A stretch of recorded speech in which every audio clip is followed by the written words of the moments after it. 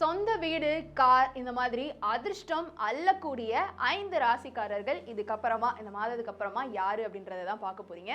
முக்கியமா மார்ச்சுக்கு அப்புறமா சனி பெயர்ச்சி ஆரம்பிக்க போகுது.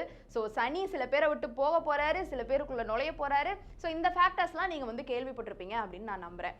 ஸோ ரொம்ப ரொம்ப காலம் எடுத்துக்கிட்டு விலகக்கூடிய ஒரு ராசி சனின்னு சொல்லுவாங்க. அட் த சேம் டைம் விலகும் பொழுது நிறைய அள்ளி கொடுத்துட்டு போவாரு. இருக்கும் பொழுதும் நல்ல விஷயங்கள் நடக்கும். ஆனா நீங்க பண்ண தப்புகள் எல்லாத்துக்குமே கர்மாவை அனுபவிச்சுட்டு இருப்பீங்க அப்படின்றதெல்லாம் நீங்க கேள்விப்பட்டிருப்பீங்க. ஸோ இது எல்லாமே ஒரு பக்கம் இருக்க, ஒரு குறிப்பிட்ட 5 ராசிக்காரர்களுக்கு நல்லா எல்லாத்தையுமே அள்ளி கொடுக்க போறாராம். அதுல மேஷ ராசிக்காரர்கள் இருக்கிறாங்க. ஸோ மேஷ ராசிக்காரர்கள் இந்த மார்ச்சுக்கு அப்புறமா சொந்த வீடு வாங்குவீங்க, கார் வாங்குவீங்க, நிலம் வாங்குவீங்க, நிறைய நன்மைகள் உங்களுக்கு நடக்க போகுது அப்படின்னு அஸ்ட்ராலஜிக்கலா வந்து சொல்லியிருக்கிறாங்க. ஸோ மேஷ ராசிக்காரர்களே உங்களுக்கு இனிமே ஜகஜோதியா வாழ்க்கை இருக்க போகுது. கடக ராசிக்காரர்கள் இந்த பிப்ரவரி மார்ச் இந்த மாதிரியான டயத்துல இருந்தே உங்களுக்கு நல்ல காலம் அப்படின்னு சொல்றாங்க. சனியின் தாக்கத்தினால நீங்க சொந்த வீடு வாங்கலாம், மனை வாங்கலாம், வண்டி வாங்கலாம், வாகனம் வாங்கலாம். இந்த மாதிரி எல்லாம் நிறைய நல்ல விஷயங்கள் உங்களுக்கு இந்த 2025 நடக்க போகுது அப்படின்னு சொல்லியிருக்கிறாங்க.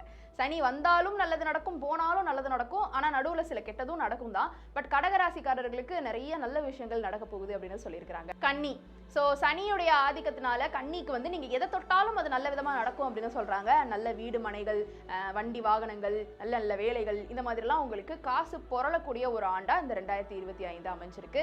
நம்பர் 4 மகர ராசிக்காரர்கள்.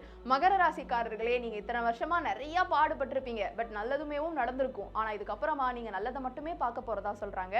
ஸோ சனி பயிற்சி காரணமாக சனி வந்து கொஞ்சம் கொஞ்சமாக விலகிட்டு இருக்குது. 2026 கம்ப்ளீட்டாக விலகிரும்.